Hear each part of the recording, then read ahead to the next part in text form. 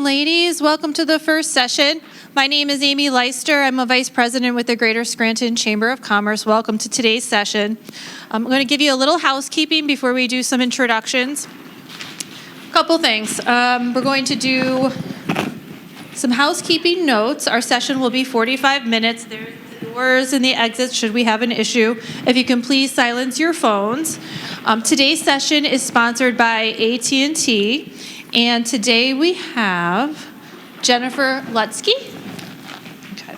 Jennifer is the Director of Employee Development at the Children's Service Center of Wyoming Valley. She is responsible for the oversight of all training, wellness-related retention strategies, employee development initiatives, and leadership development workshops.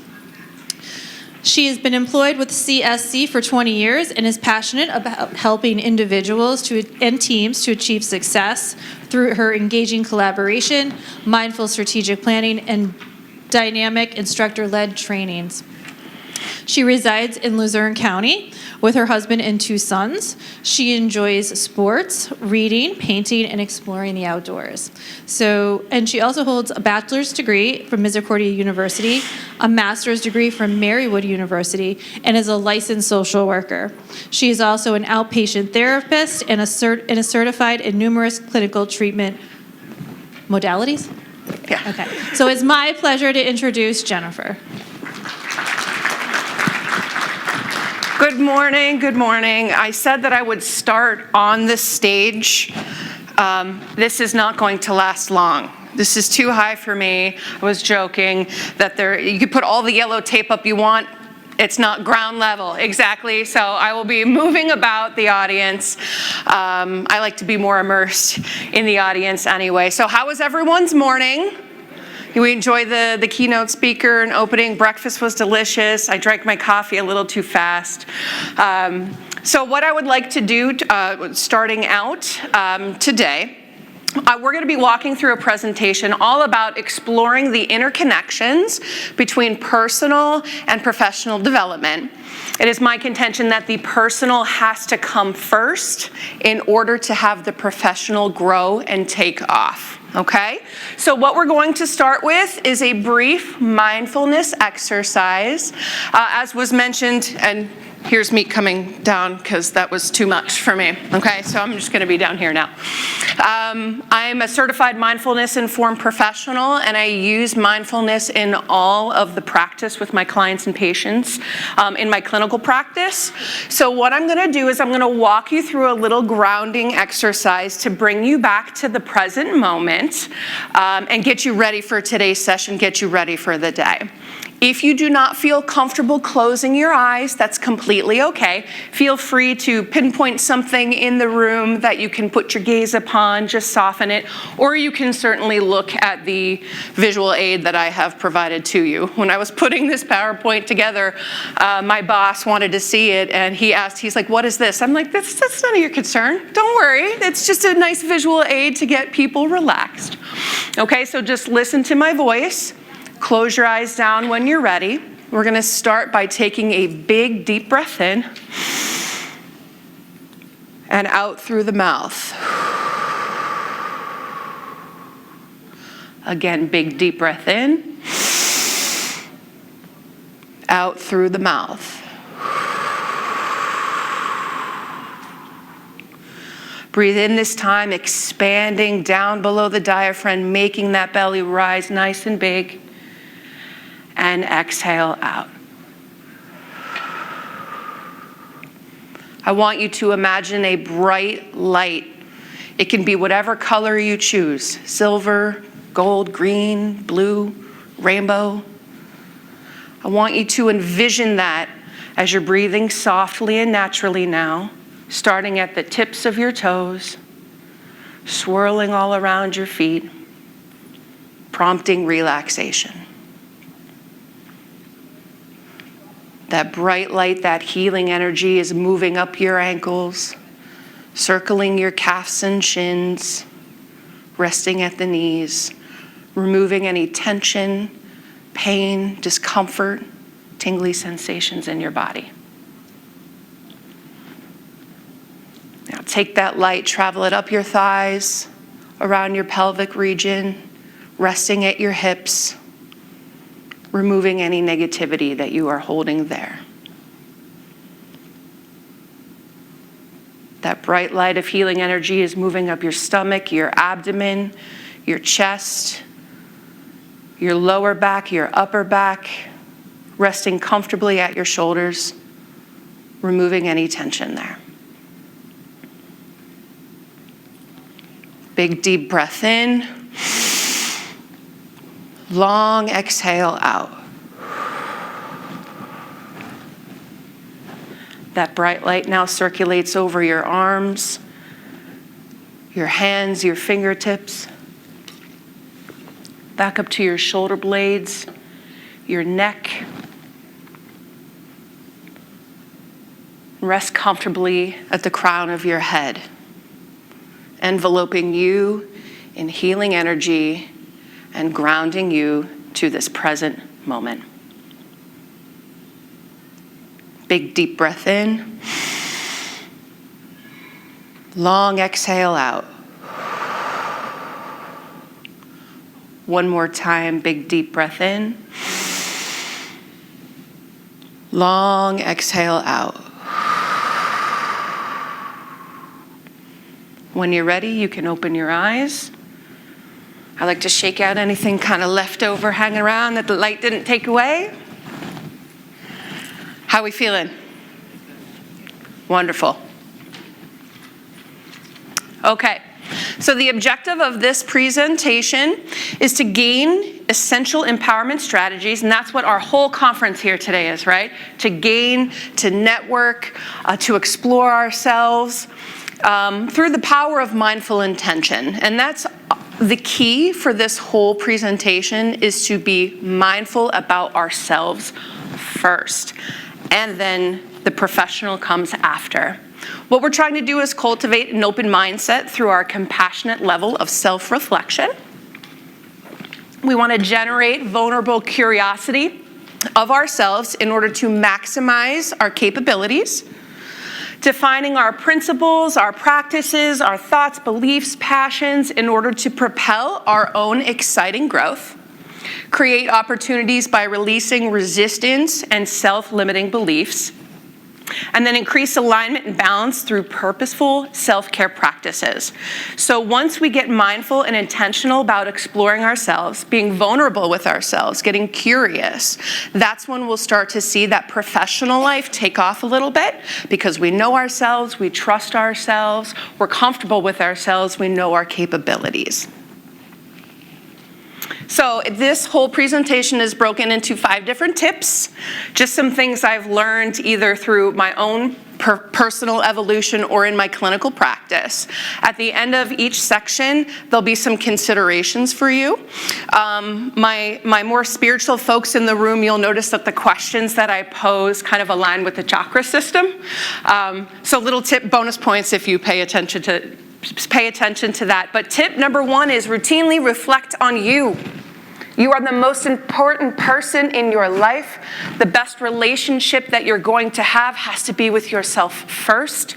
And in order for you to gain knowledge of that, we have to get, like I said, curious and vulnerable with ourselves. So we need to stop, we need to pause, and we need to reflect. I like to consider myself as a student of the school of life, always changing, always evolving, learning things, growing in this area. Maybe I'm releasing things in this area. But in order for me to understand myself better, I have to stop, I have to pause, and I have to learn to be okay with being uncomfortable in those moments, because that's where my level of comfort will only rise up. Okay, so we want to first and foremost, and I heard Dr. Lauren speaking about this too, is we have to be compassionate with ourselves. The conversations that we have internally, that internal dialogue that we have, has to come from a place of understanding and acceptance. We have to be compassionate. So we say, speak to yourself the way that you would speak to your best friend. If you're anything like a couple groups of friends that I have, it can get a little rough, little sarcastic, there's some name calling out there, it gets catty. It's all in jest, it's all in fun. But when the carpet is pulled out, would you ever speak to your best friend negatively? Probably not. Your significant other, a loved one, a family member? Probably not. We're going to make sure that we want to convey that level of empathy with them. We're compassionate, we're kind, we understand, we're fostering that acceptance. We celebrate those big and those small wins. Very, very important that the way you would speak to your friend, we're speaking to ourselves that way as well. Honor your emotions, and giving yourself space to feel them is very, very important. If you're anything like me, then you have lived 40 plus years trying to intellectualize feelings, right? Trying to make them make sense. But that's not honoring our emotions. Our emotions and our feelings have to be experienced within our body. And if your brain doesn't remember, if your body doesn't remember, you're going to have disconnect between the two. So allow yourself those moments. If you're sad, allow yourself to feel sad. Where does it feel where is it showing up in my body? Is it in my stomach, my head, my limbs? Honor your emotions by giving yourself space to feel them. We want to make sure we define our own values and belief systems. Unfortunately, and we'll get through to this a little bit later when we talk about limiting beliefs, a lot of our values and beliefs come from other people, not necessarily ourselves. Whether that's religious institutions, societal structures, parents, caregivers, loved ones, we've adopted these philosophies and put them into our form of identity. So what we want to do is try and break away from those structures that no longer serve our highest good and connect back to our core. That's where our true emotions lie. That's where our true self lies. Discover your outlet and stay consistent to it. That's the key. Consistency is the key. Sometimes it's trial by error to find out what makes us happy, what sets our point back to zero and allows those self-care practices to come in. But practice takes patience, practice, perseverance. So that's going to be the key.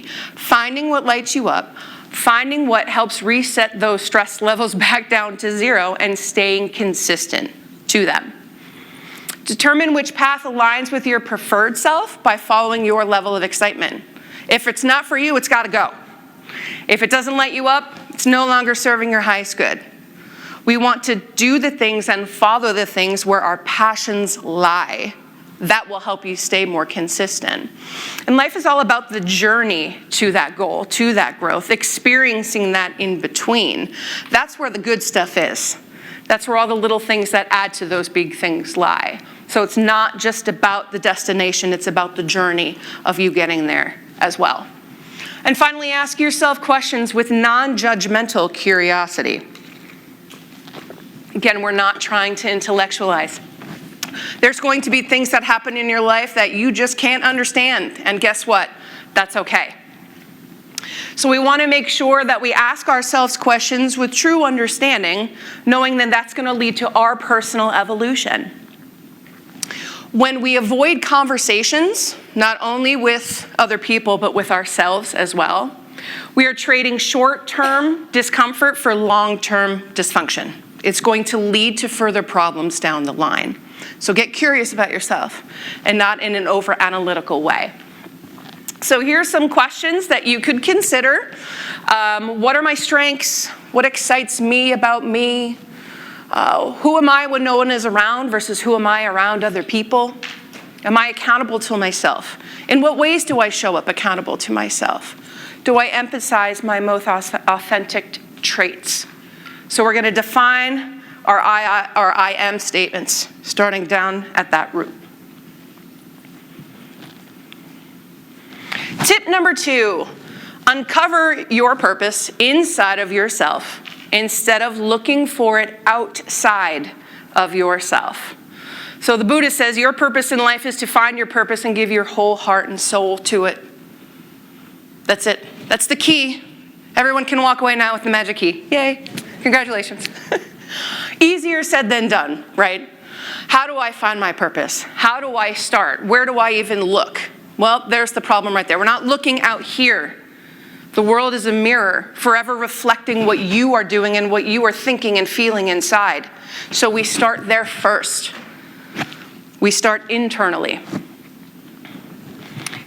In the packets that were passed out, there's going to be a whole bunch of resources. As a social worker, I like to create action plans and goals and give tangible things that people can use in order to help maximize their capabilities.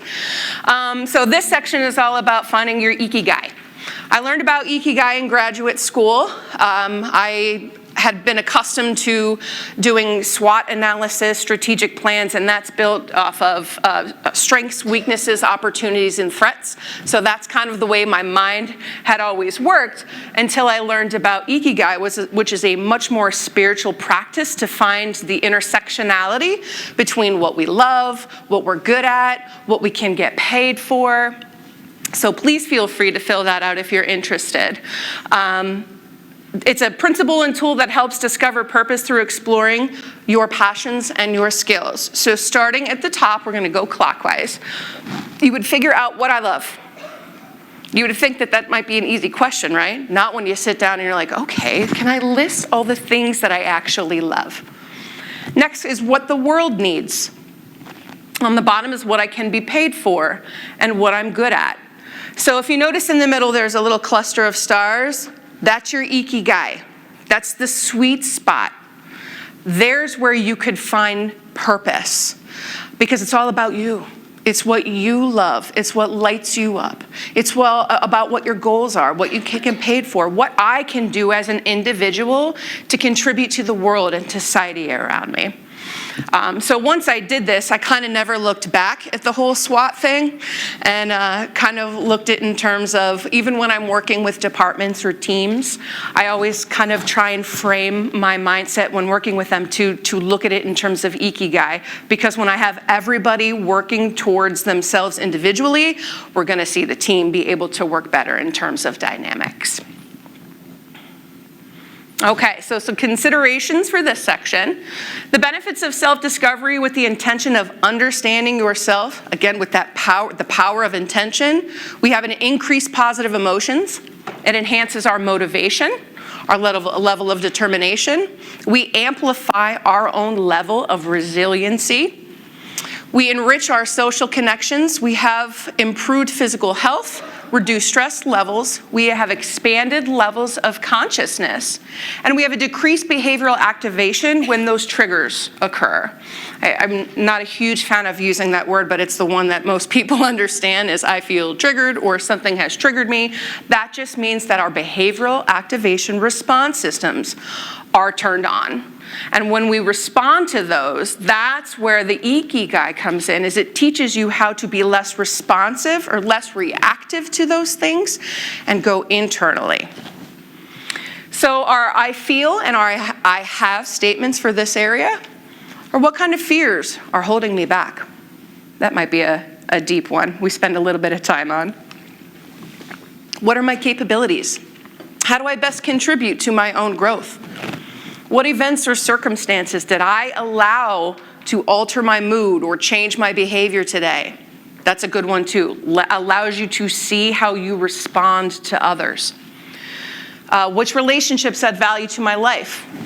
Which relationships do not? Again, if it's not for you, if it's not serving you, it's got to go. Tip number 3, learn to let go of limiting beliefs.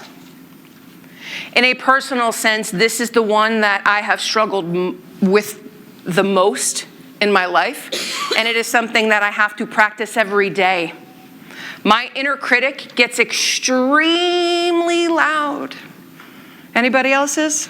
Am I alone? Oh, good, I'm not alone. Perfect, thank you. I appreciate the hand being raised right there. I was like, please, someone else, can I empathize with me? My inner critic gets very, very, very, very loud. That's stemming from a limiting belief. We are not our thoughts. I also heard Dr. Lauren say that too. We are not our thoughts. Thoughts are not facts. Thoughts are just thoughts. We can choose to think a new thought anytime we wish. We have that much control and that much power over ourselves. We can search our entire lives trying to fill some sort of void that we might feel inside, thinking that someone or something out there has to change, when what actually has to change is in here. That's where it stems from first. It's not about other people. It's not about events, circumstances, displeasure. I don't like this. I want this to go. Why is this happening? It's happening because we're experiencing that internally first. That's why I feel it is so very important that the personal has to come before the professional. So that way when all the added stress of our professional lives come down on us and we feel that weight, we are ready to manage that much more effectively. So let's talk about what self-limiting beliefs actually are. Again, I said it's that inner critic, that loud voice, those negative thoughts and those beliefs that come up. It might make you feel like you can't do something. So let me give you some examples of what limiting beliefs I have heard, not only in my own noggin up there, but from clients and teams as well. I'm not good enough. I'll never be good enough. Why does it matter? Nobody cares anyway. You're stupid. You're ugly. No one will ever like you. These are all limiting beliefs. That is not you. That is not your core. That's not where it's coming from. That's coming from out there. That's why I said it needs to start internally first. So say we want to try something new, and we'll use me involved in this process, and I see Shane sitting here too, so maybe you can agree with some of this. Is the first time I saw the application come out, I was like, I got this. I can make a PowerPoint. I can talk to a room full of women. I can do this. Okay. Get accepted, yay, and then it's like now the panic starts, like, oh my God, I have to talk in front of a room full of women, and what's gonna happen? I hope they understand. I hope they like, those are all those limiting beliefs coming down on me. So I do it, I try it. Now, we'll see what this actually ends up like and to see if those limiting beliefs come back in after this presentation and go, how did it go? But any other kind of limiting belief that would stop you from doing something, say you don't succeed. That's for your best good. Maybe it's rerouting you to something better. So if I did not get selected to talk to all of you today, would that limiting belief that I had from somebody else or somebody prior come in, sneak into my brain, and try and validate the fact that I was not good enough?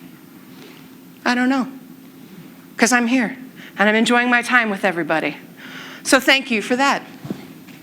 So our brains are like a computer, okay? It runs off of what information has been downloaded into it, what kind of programs, whatever person doing the downloading said it wanted to have. So because of this, we have unknowingly run these subconscious algorithms continuously over and over and over again.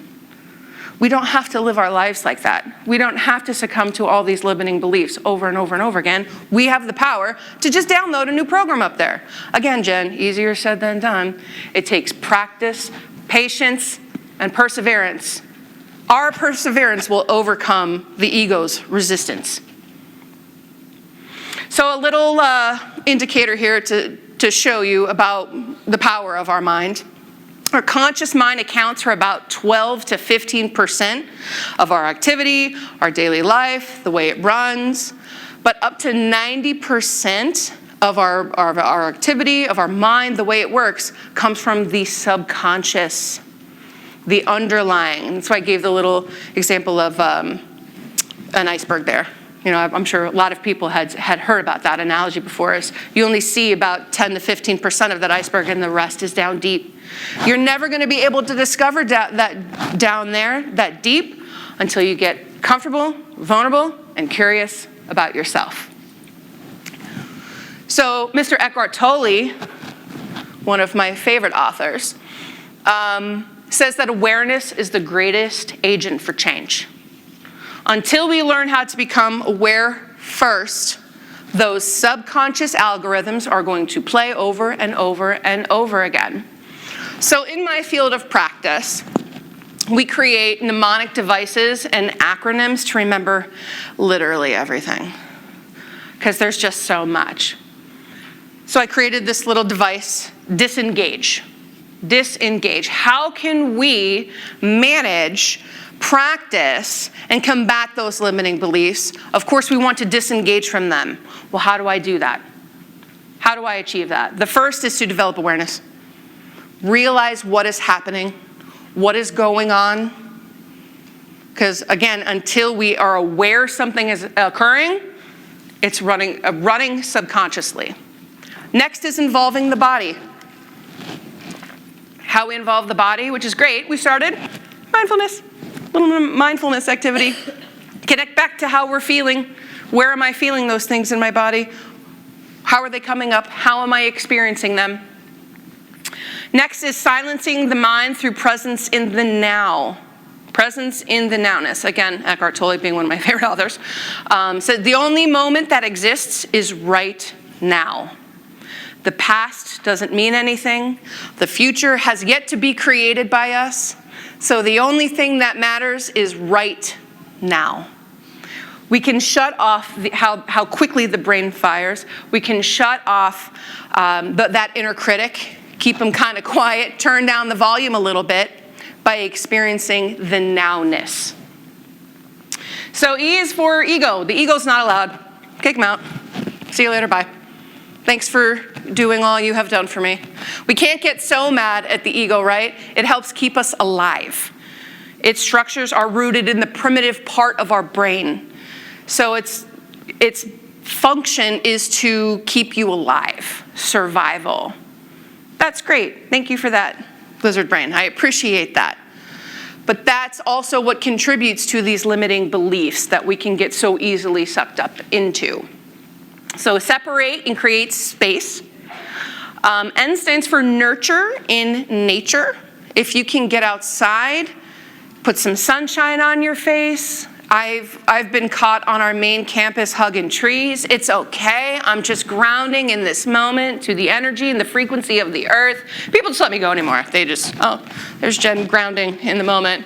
She's, self-carrying it up out there. It's like, yeah, that's what I'm going to do. Take my shoes off, put my feet in the grass, connect back to the basics.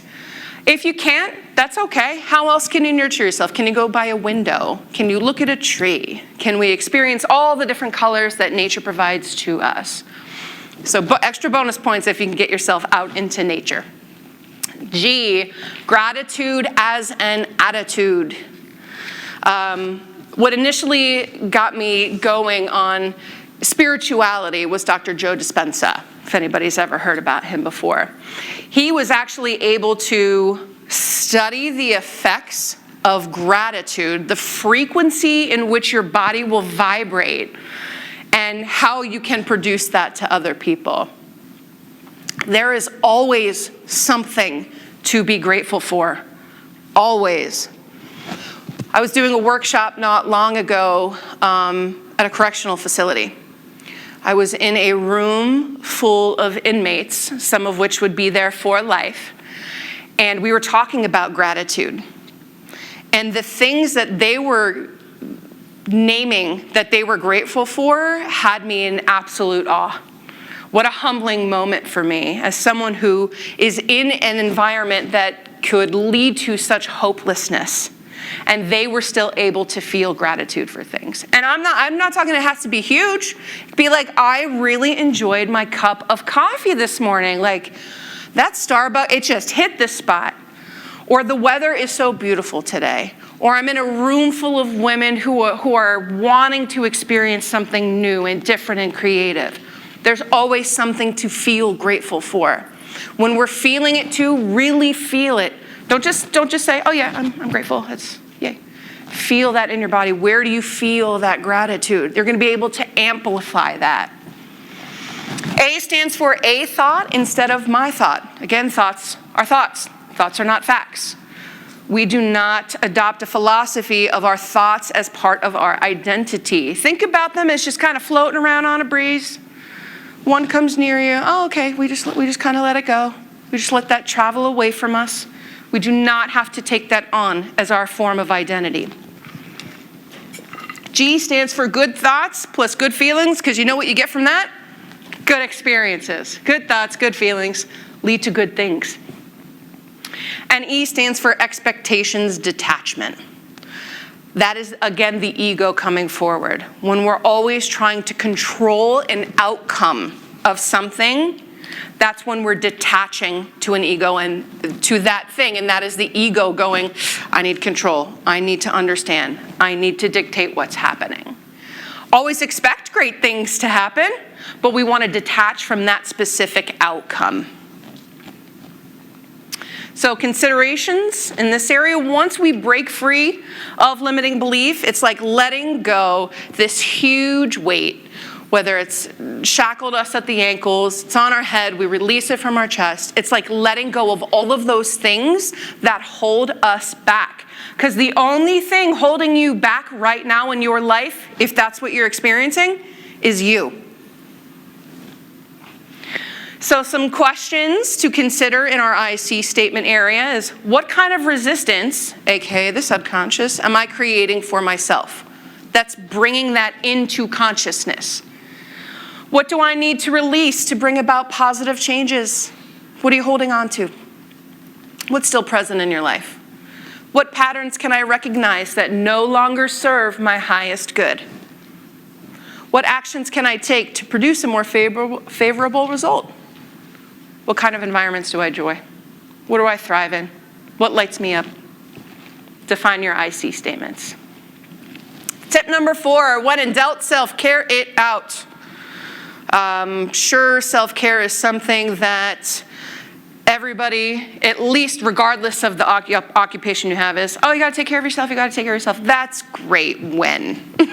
When do I find the time to be able to do something like that in my busy, demanding, hectic schedule? Life. It happens. I'm not saying you have to dedicate all day, although spa days or days away, hiking through the woods, or something, I thoroughly enjoy that. And I try my best to maintain a level of consistency to those things that I feel passionate about. But this only takes 5 minutes a day, 2 minutes a day. Driving into work, throw a podcast on. Do some deep breathing. We started with a mindfulness exercise, which if you've never done one before, congratulations, you've done your first one. It only took 2 minutes. Regulated our nervous system, brought us back to base.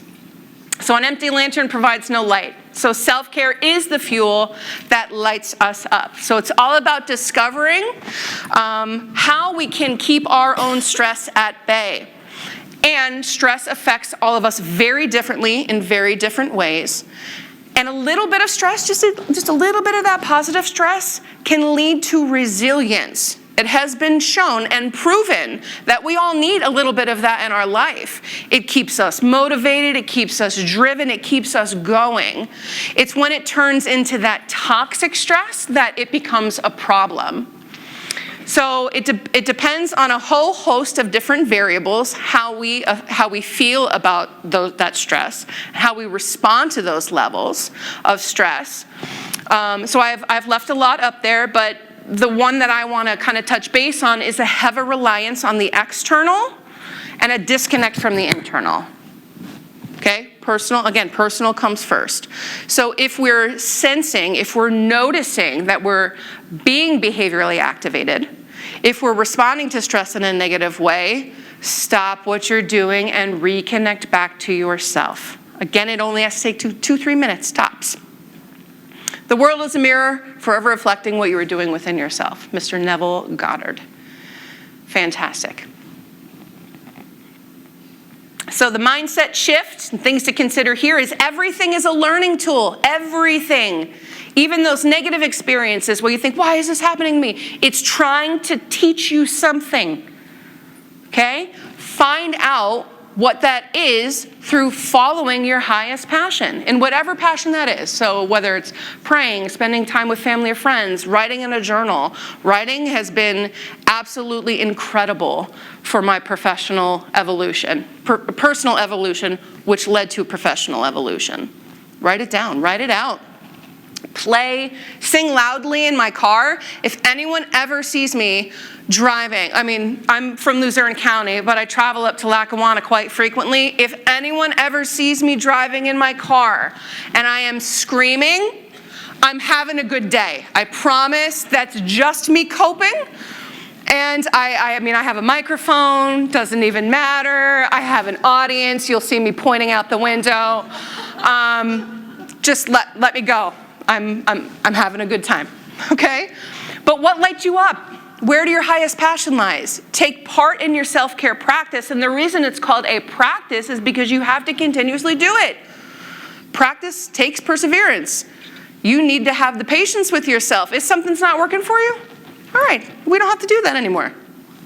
I'm going to leave that. I'm going to try something else, but it's all about how I recharge my batteries, how I keep my energy up. So we want to make sure we're defining our I love statements. And tip number 5, unleash your growth. Cut the chains that bind you. String, whatever kind of analogy we want to use here. We want to make sure that we are thriving versus just surviving. Okay? So we unleash our growth to maximize our career opportunities. Every challenge, every adversity. Oh boy. Didn't mean to do that. There we go. Contains with it the seeds of opportunity of change. Change might be a scary thing to some people at first, but it is a natural part of our being. We're always changing, we're always evolving. Who we were yesterday is not who we are today, and that's a good thing. We're always learning and growing. By embracing self-development and our own personal evolution, we continuously update the tools in our tool belts. We're all about collecting these experiences and these things that we can use to propel our growth. We expand our capacity to manage adversity and stressors. That feels good at work, right? The more stress, the more the deadlines, the pressure, the projects. It's like, bing, bing, bing, bing, bing. I'm going to bounce that stress right off me because I've done what I need to do for myself. It actually increases our productivity and time management. So when a coworker or a boss says, oh, you can't go for a 10-minute walk outside in the beautiful sunshine with the glorious clouds and trees everywhere because you got a deadline to meet. And you're like, and I'll meet it after my 10-minute walk. I'm going to go nurture myself in nature. We accept and give feedback as a learning tool instead of a criticism. If someone is giving us feedback and we are getting angry at that feedback, that says more about you than it does the person. Now, does it matter about the delivery and style in which the other person? Sure, of course. Some of us learn very differently though. I can maybe accept direct feedback and appreciate the transparency as opposed to someone who kind of tiptoes around issues. So accepting and giving feedback as a learning tool instead of a criticism. Invigorate our enthusiasm to learn and develop abilities, improves our self-worth, leading to greater workplace satisfaction. I mean, sign me up for that, right? Stimulates goal-setting behaviors and actions. Bonus points if those goals are SMART, specific, measurable, agreed upon, realistic, and time-based. Engages self with others with a level of empathetic understanding, and enriches communication efforts, leading to more approachability and more confidence within yourself.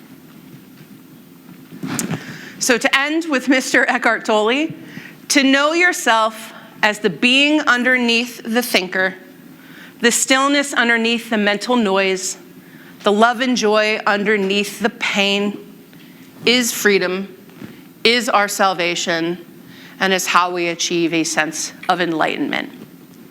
So defining our I know statements, ending at the crown. Do I truly know myself? Do I truly love myself? Who am I at my core? What brings me the most peace? How do I connect to my true self?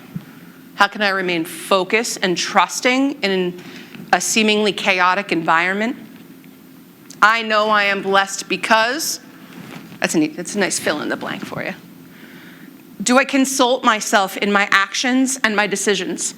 If not, how can I include more of that? Because that's going to help me achieve a higher sense of personal purpose. So we're defining our I know statements. If you couldn't tell, I'm a big fan of quotes. I love quotes because everyone has room for their own version of interpretation. Helps us remember things better. So today's new behavior is the beginning of tomorrow's new habit. So make it count. And first and foremost, make it count for you. Help you find your purpose through your own self. So make it count. Thank you so much. Greatly appreciate it.